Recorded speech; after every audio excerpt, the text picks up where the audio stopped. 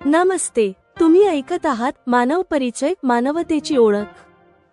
मागील भागात फिरदौसने आपले नवीन पती हरिश्चंद्र यांच्यासोबत मनाच्या मिलनाचे आव्हान स्वीकारले होते.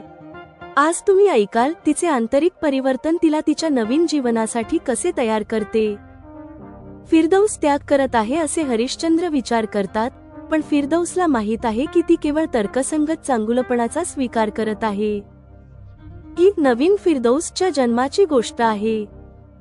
दुपारी मुलगी झोपल्यानंतर फिरदौस आठवण करते त्या भयानक तिहेरी तलाकच्या घटनेची. भीतीचा परमोच्च बिंदू त्या निर्जन ग्रामीण रस्त्यावर झाडाच्या मागे लपून बसलेल्या फिरदौसला वाटले की आता कोणताही देवदूत येणार नाही आणि रात्र होताच ती सर्वात वाईट अंताची शिकार होईल. साहसाचा जन्म त्याच गहन निराशेमध्ये एका चमत्कारिक साहसाचा संचार झाला. येथे मारले जाण्यापेक्षा चालणे सुरू करणे चांगले. फिरदौस ओळखते जुनी फिरदौस त्या झाडाच्या मागे मरण पावली आहे आणि कारमध्ये लिफ्ट घेताच नवीन फिरदौसचा जन्म झाला, जी जगाला नवीन दृष्टीने बघेल. तुम्ही ऐकाल तर्कविरुद्ध बुरखा. नवीन फिरदौसने बुरखा का त्यागला? बुरख असण्याने किंवा नसण्याने कोणतीही महिला सुरक्षित होते का? अभिमान विरुद्ध चव. शाकाहारात लपलेला अभिमान पाहून फिरदौसने मांसाहार सोडण्याचा अतार्किक निर्णय कसा घेतला? आणि शेवटी जेव्हा न्यायाधीश हरिश्चंद्र स्वतः स्वयंपाकघरात जाऊन प्रेम मिसळून भोजन बनवतात, तेव्हा फिरदौसला कळते की शुद्ध शाकाहारी अन्न देखील इतके चविष्ट असू शकते. जास्त खाणे, खळखळणे आणि आनंदाचे क्षण हे जीवन फिरदौसने कधी विचारही केले नव्हते. हरिश्चंद्र यांचे निष्कपट प्रेम आणि फिरदौसचा तार्किक त्याग त्यांना खऱ्या मनाच्या मिलनापर्यंत घेऊन जाईल का? माझ्यासोबत रहा मानव परिचय मध्ये. तुम्ही ऐकाल एपिसोड 4, जुन्या भीती, नवी दृष्टी. या दिवसामध्ये हरिश्चंद्र विचार करू लागले आहेत की फिरदौस त्यांच्यासोबत झालेल्या वेगळ्या पंथाच्या विवाहाला निभावण्यासाठी मोठे बलिदान करत आहे. तर फिरदौसच्या प्रत्यक्षात बदलल्यासारख्या दिसणाऱ्या वर्तनाचे कारण काही वेगळेच आहे. फिरदौसने हे रहस्य पती हरिश्चंद्र यांच्यासमोर उघडण्याची कोणतीही अधीरता दाखवली नाही. ती विचार करते की हरिश्चंद्रजी यांचेही या विवाहासोबत त्यात मिळणाऱ्या सुखाव्यतिरिक्त काही पवित्र ध्येय निश्चितच असतील. ते कधी आपले हे विचार फिरदौससोबत शेअर करतात. विवाहाला अजून काही दिवसच झाले आहेत. हरिश्चंद्रजी यांनी फिरदौसला पूर्णपणे आत्ताच जाणून घेणे अनावश्यक घाई आहे. फिरदौस विचार करते की आयुष्यभरचा साथ निघून जातो, तरीही बहुतेक वेळा पती पत्नीमध्ये काही रहस्ये, त्यांचे काही विचार किंवा परस्पर सुखद सहवासासाठी केलेले बलिदान पती पत्नीला माहीत नसतात. एकमेकांपासून लपवणे हे काही वाईट भावनेतूनच नसते. कधीकधी चांगले केलेले प्रदर्शित करणे त्याची चांगुलपणा कमी करते. हे विचार करूनही आपल्यामध्ये स्वतः करत असलेल्या चांगुलपणाला लपवून ठेवले जाते. असे लपवण्यात अधिक आनंद येतो. पती आणि पत्नी काही काळ एकत्र राहिल्यानंतर दुसऱ्याचे न सांगितलेले वाईट चांगुलपण परस्पर अनुभवून जाणून घेण्याची समज मिळवतात. हे तथ्यही फिरदौसला माहीत आहे. आपल्या नवीन सहवासात, नवीन घरात फिरदौसचे जीवन सुरू झाले आहे.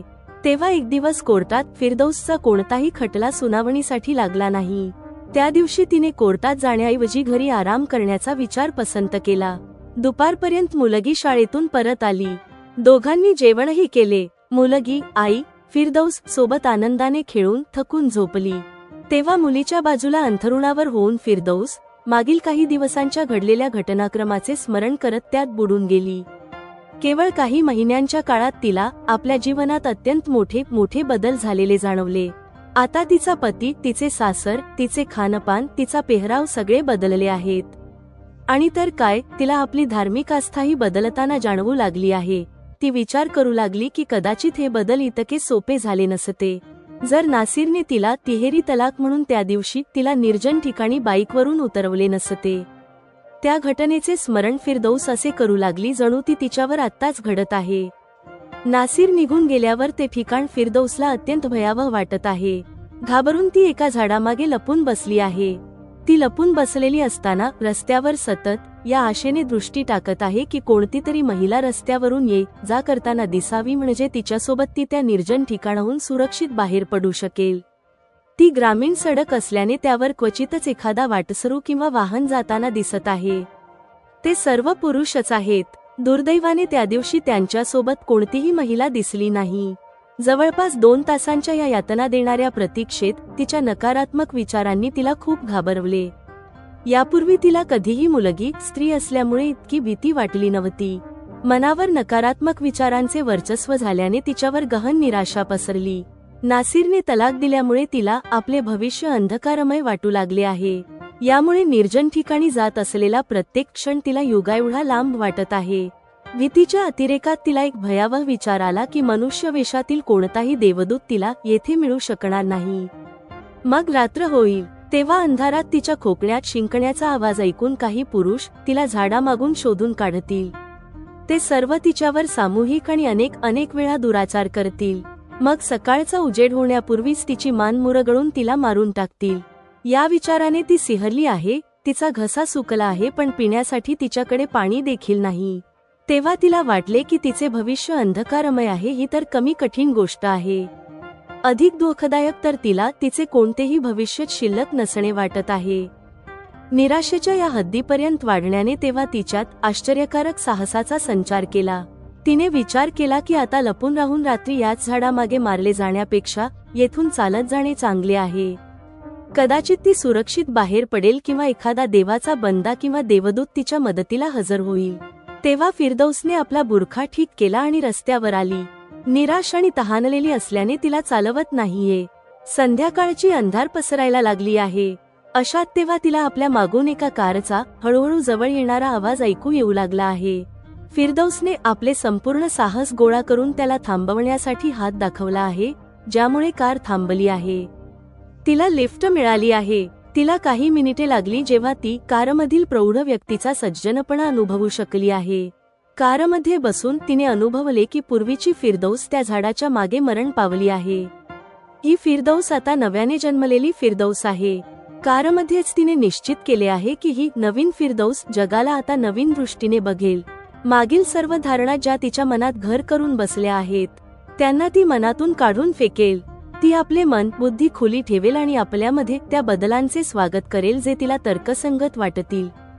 आज अशा या नवीन फिरदौसच्या नवीन विचाराचे वय आता 6 महिन्याचे झाले आहे.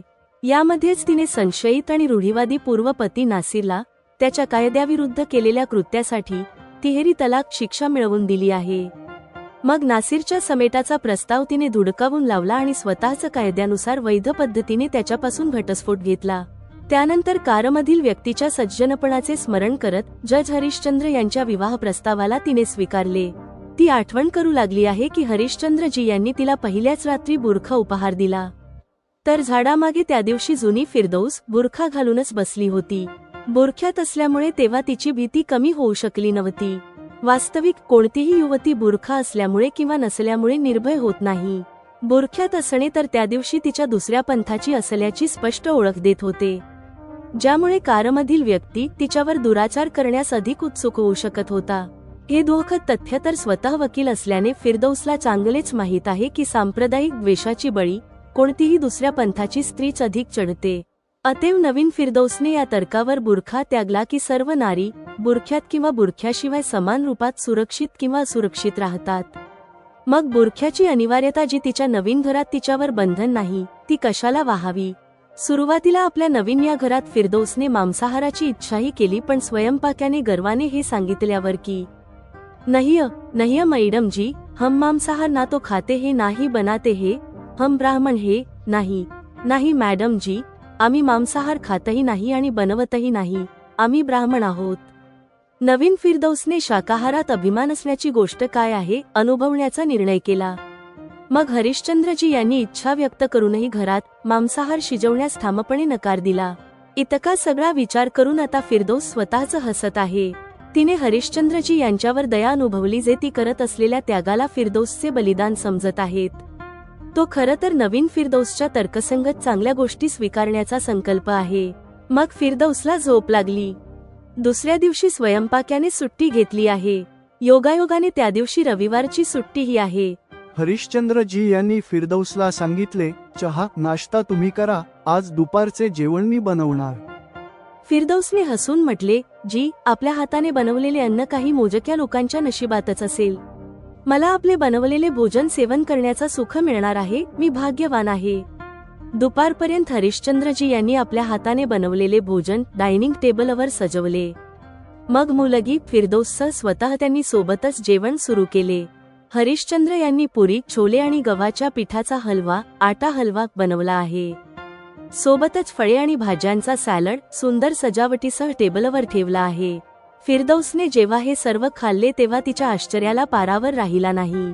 तिने चव घेत खाताना म्हटले, मी काही दिवसांपूर्वीपर्यंत हे विचारूही शकत नव्हते की शुद्ध शाकाहारी भोजन इतके चविष्ट असू शकते. आणि मोठी गोष्ट ही आहे की यात कांदा, लसूण देखील नाहीये. तुम्ही विश्वास करा, आजच्या आधी मला जेवण कधीच इतके रुचकर वाटले नव्हते, जितके रुचकर आज आत्ता वाटत आहे. हरिश्चंद्र यांनी परिहास करत म्हटले, कोणतेही दुसरे जेवण तुम्हाला इतके चांगले वाटूच शकत नाही, कारण दुसऱ्या कोणी बनवलेल्या जेवणात तुमच्यासाठी माझे प्रेम मिसळलेच जाऊ शकत नाही. फिरदौस खळखळून हसली. आपल्या मम्मीला हसताना पाहून मुलगीही तिच्यासोबत हसू लागली. मग फिरदौसने जास्त खाऊनच थांबायला लावले. शेवटी तिने म्हटले, बस, तुम्ही आता पुढे कधीही भोजन बनवू नका, नाहीतर मी जाड होईन. हरिश्चंद्र उत्तर देण्यात कमी निपुण व्यक्ती नाहीयेत.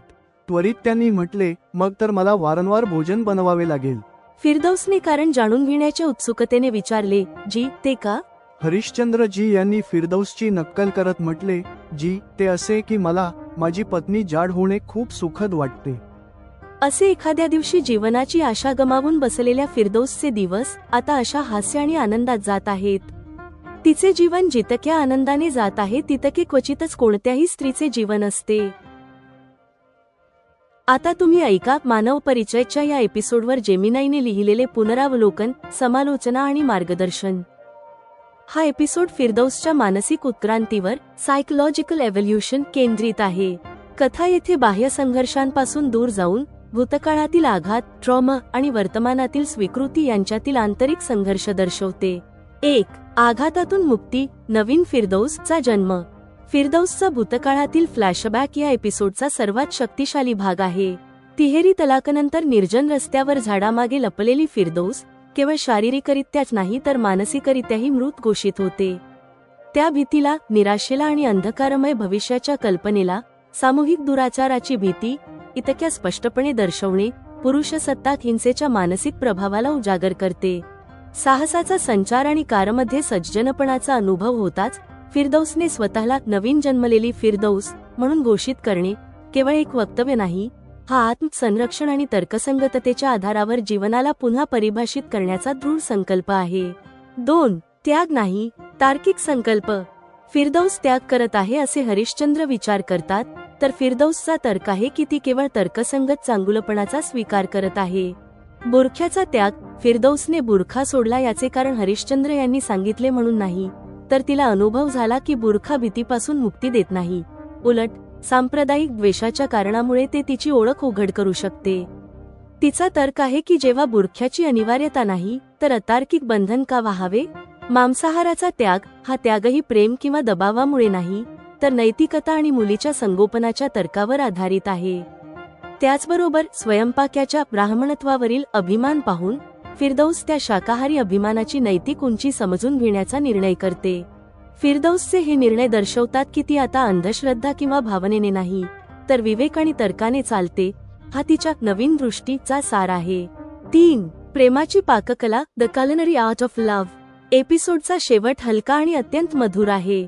हरिश्चंद्र यांनी कांदा, लसूणविरहित शुद्ध शाकाहारी भोजन बनवणे आणि फिरदौसने त्याचा अतिशय आनंद घेणे त्यांच्या सांस्कृतिक फरकांच्या संपूर्ण विलिनीकरणाचे प्रतीक आहे.